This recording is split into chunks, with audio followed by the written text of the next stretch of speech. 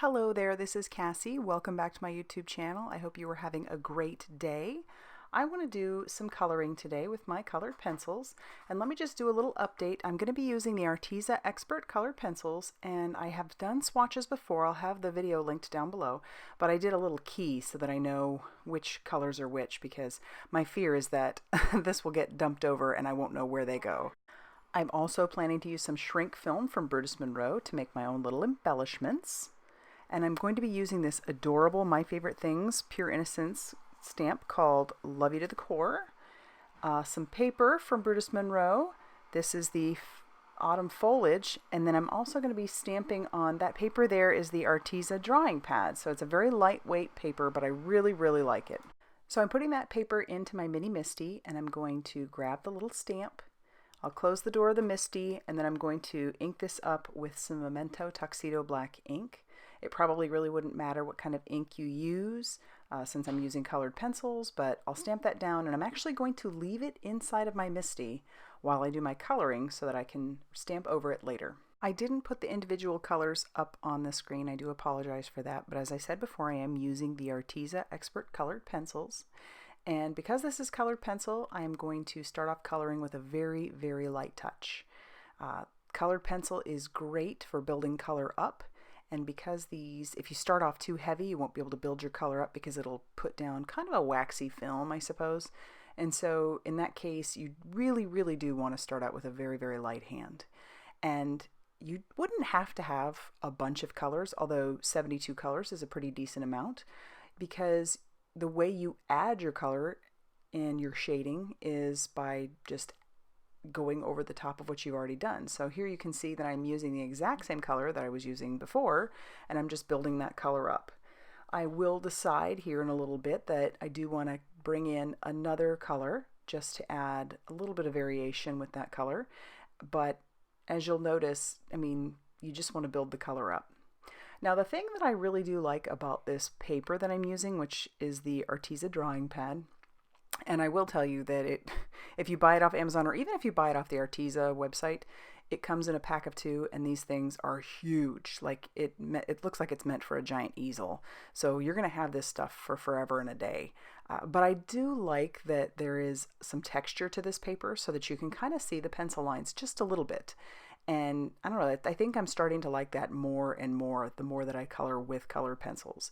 Now, if you wanted a smoother look, you could definitely use like Nina Classic Crest, or you could use even Desert Storm. Now, that is going to give you, I mean, that's a craft cardstock, so it's going to be a different look, but those are some smooth papers that you could absolutely use that would work great with these. But like I said, I think I'm really liking the texture that this paper has.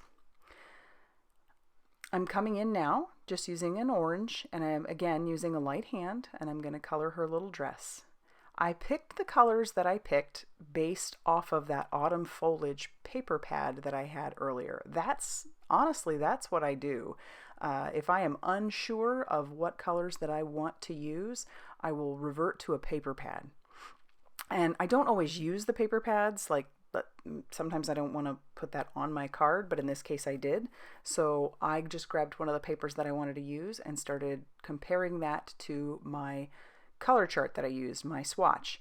And that way I was able to pick out some really nice colors that ended up matching beautifully with the paper pad. Now I'm coloring the apple, and once again I've used one light color, and I will give you another tip. It's very handy to have your colored pencils nice and sharp.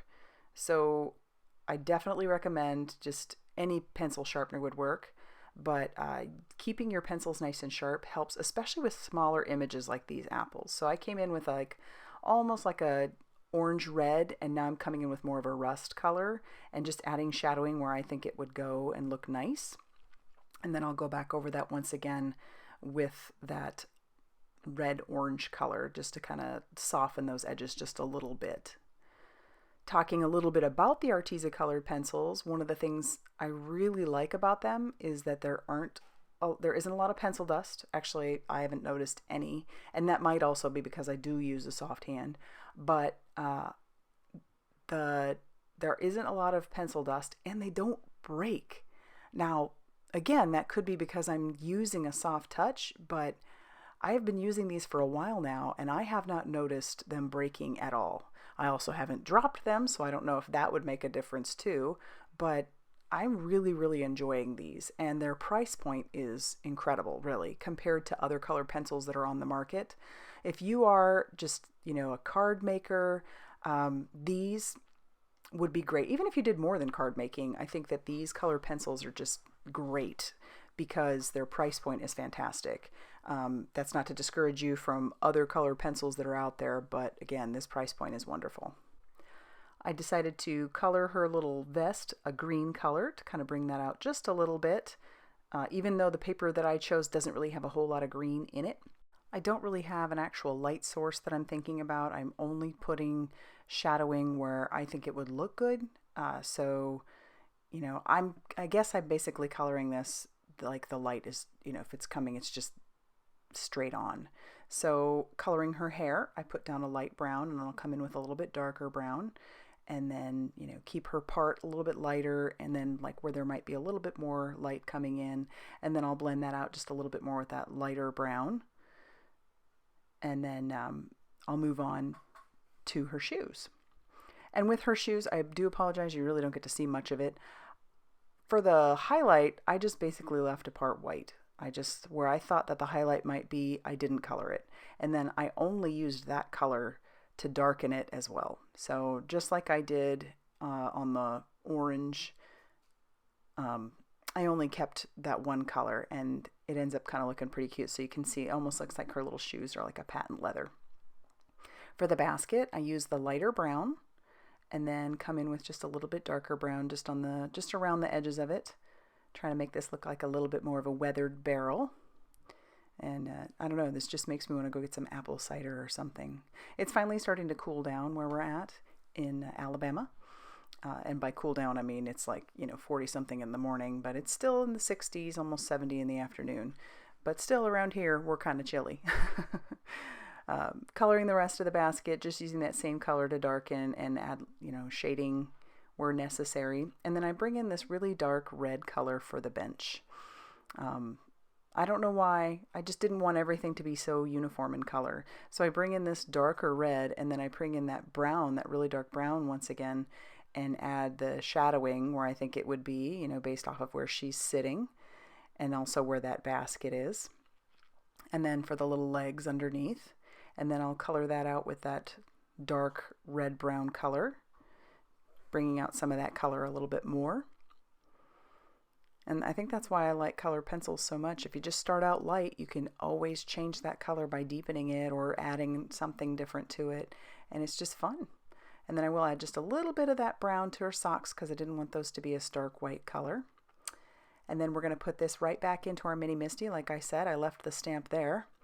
And then I'm going to ink this up with the VersaFine Clair Nocturne ink, and it ends up looking so nice over the top of her. So it gives her a darker color, and then we're going to set that off to the side to dry. Now here's where I was talking about making my own embellishments with some shrinking ink material, some shrink plastic. I'm going to stamp those apples, and I'm using that VersaFine Clair Nocturne ink. I don't recommend this because the only way to get that to dry is actually to heat it, and if you heat it, then you're actually going to melt it and you'll shrink it, and that's not what we want right now. So my suggestion would be to use some stays on ink, because that's an all surface ink and it dries very, very quickly. The other reason why I wouldn't use this if I were you, I just used what I had because my stays on's dry, is that because it stays wet, by trying to color with those colored pencils over the top, it will move the color. I just avoided those areas. I didn't touch the color with my colored pencil, and I was trying to cut these apples out, and you just have to be really careful not getting your fingers in it. I'm only going to show you the melting of one, or the shrinking of one. So because it's so small, you definitely want to use like a paper piercer to keep it in place, and it'll even try to get away because I don't use it too heavily on there. But then I learned my lesson and hold it down, and as it shrinks up, it's going to wrinkle. You just keep pushing through that. And then I'll peel that off and take a look at how cute this tiny little apple is. Isn't that adorable? So I cut out the rest of them, and I shrink all the rest of them down, and look, now I have these tiny little apple embellishments by using shrink plastic. Isn't that so cute? I put them in a little bead tray so I don't lose them. And then I'm going to pull out the matching die. And I'm just using a little magnet I cut down. It's my Marietta magnets. I just trim that down to the size that I needed. And I'll keep that with my stamp set. Pardon my head. I'm going to tape down my die so that it doesn't move, and I'll run that through my Sizzix machine. And then it's all ready to go. I've trimmed down the rest of my paper, and my card base is just some Nina Cream cardstock. And then I scored that at 5.5 inches. This will be a top folding A2 size card. I'll stamp out my sentiment on some of that leftover Arteza paper that I had, and then I'm going to use this My Favorite Thing Skinny Strips die over the top of that. Trim that out to give it a fishtail banner.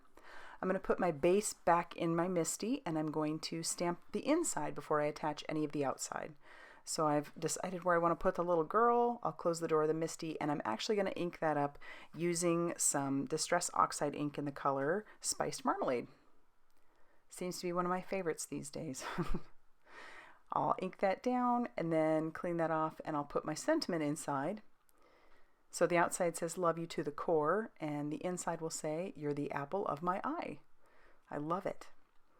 And then now we're ready to start putting pieces on with some liquid glue. This is the Tombow Mono Multi, and that is just a strip of the paper. I hate throwing the strips out, so I love to put them on the inside of the card.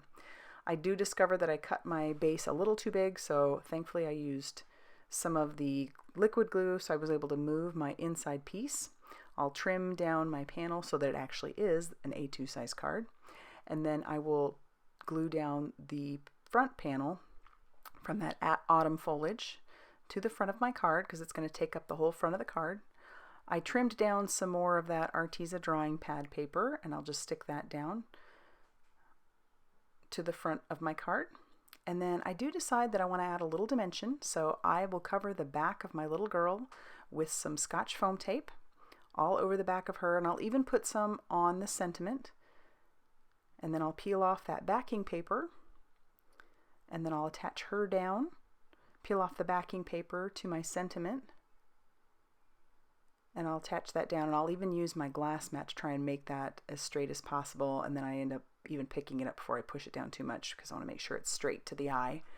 Open that up, trim off the excess, and then I will use just a few of those little apples. I'll save the rest for something else. I just think they're so cute. And so I'll grab my crystal katana along with my Tombow Mono Multi glue because I want to make sure this stays down. I think it would stay down just fine with the Tombow Mono Multi, but the multimedia matte works pretty well. So that's the Ranger multimedia matte. And then that's going to end up finishing off this card.